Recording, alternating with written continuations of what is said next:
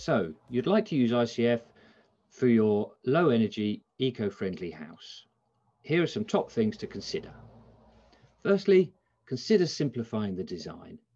Simple designs are easier to build and lose less heat than more complicated shapes. Number two, fabric first. Insulate properly with the most insulation that you can afford. Get it right, get it airtight. You'll change the heating system much more easily than you would changing the amount of insulation you've got in the building. Number three, when thinking about heating systems, work out how much heat you need first and then think about the system. Get some independent advice. You'll be surprised how little you actually need. Number four, there are no stupid questions. So if you don't know, ask, and don't be afraid to ask for help. Good luck.